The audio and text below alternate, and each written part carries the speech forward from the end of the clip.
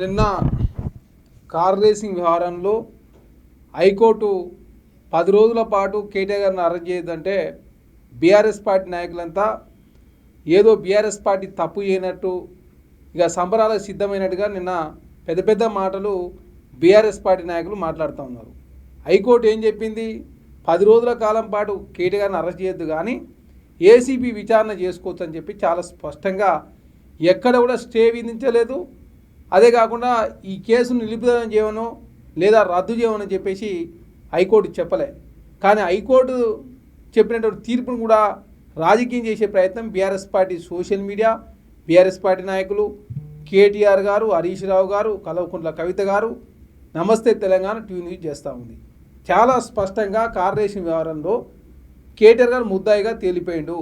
దొంగే దొంగ అన్నట్టుగా తప్పు చేసి ప్రధానంగా తనేదో తప్పు చేయనట్టుగా బుకాయించే ప్రయత్నం కేటీఆర్ గారు చేస్తూ ఉన్నాడు. ఆనాడు ఉన్నటువంటి చట్టాలన్నింటి కూడా ఉల్లంఘించింది కేటీఆర్ గారు మాత్రం. అదే కాకుండా 4 దశల్లో జరగాల్సినటువంటి కార్ రేసింగ్ వ్యవహారంలో 9వది పూర్తయిన తర్వాత 10వది జరిగేటప్పుడు ఏదైతే స్పాన్సర్ వెళ్ళిపోయినటువంటి ప్లేస్లో ఏకంగా ఒప్పందం చేసుకుందేమో మున్సిపల్ శాఖతోటి. ఆ ఒప్పందం చేసుకునే టయానికి ముందే హెచ్ఎండిఏ బోర్డు అనుమతి లేకుండా 10 కోట్ల రూపాయలకు మించి కావచ్చు, 10 కోట్ల రూపాయలైనా కూడా హెచ్ఎండిఏ బోర్డు అనుమతి ఉండాలా.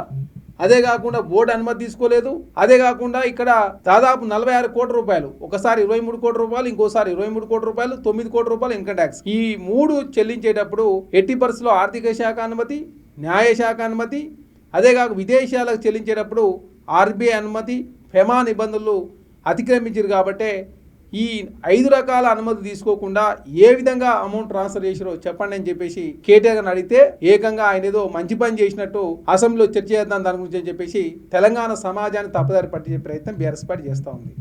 అదే కాకుండా ఇక్కడ ఈడీ ఎంటర్ అయితే కాంగ్రెస్ పార్టీ భారతీయ జనతా పార్టీ ఒకటని చెప్పేసి తెలంగాణ సమాజాన్ని తప్పుదారి పట్టించే ప్రయత్నం కేటీఆర్ గారు చేస్తూ ఉన్నారు.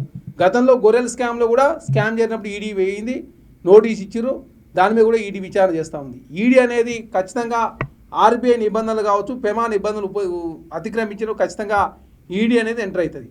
అదే కాకుండా విదేశీ అకౌంట్లో 46 కోట్లు పంపిన తర్వాత మరి అక్కడి నుంచి ఆ నిధులు అనేది ఎడిపోయినాయి, ఎందుకు రియంబర్స్మెంట్ చేస్తలేరు, దాని గురించి కూడా విచారణ చేయాలని చెప్పేసి ఏసీబీ విచారణ కోసం అదేవిధంగా రాష్ట్ర ప్రభుత్వం ఏసీబీకి కోరింది.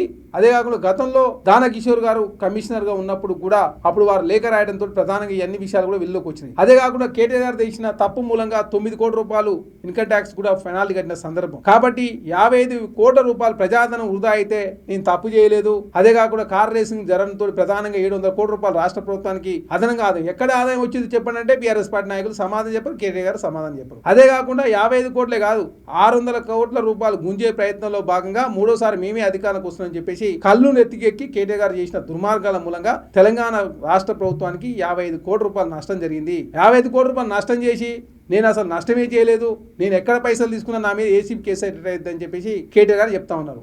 మీ అయ్యన్నాడు చెప్తాడు 80,000 బుక్కులు చదివినటువంటి కేసీఆర్ గారు ఏ విధంగా ఒక ప్రజాప్రతినిధి ప్రభుత్వంలో ప్రభుత్వం నుంచి పైసలు తీసుకునే ఏ వ్యక్తి అయినా ఏ అధికారి అయినా కూడా ఏసీబీ పరిధిలోకి వస్తారు. కాబట్టి ప్రభుత్వ చట్టాలను ఉల్లంఘించినందుకు ఏసీబీ కేసు అవుతుంది. ఏసీబీ కేసు ఎట్లా పెడుతుంది? నేను కరప్షన్ చేసిన అని చెప్పేసి తెలంగాణ సమాజాన్ని తప్పుదారి పట్టించే ప్రయత్నం కేటీఆర్ గారు చేస్తూ ఉన్నారు.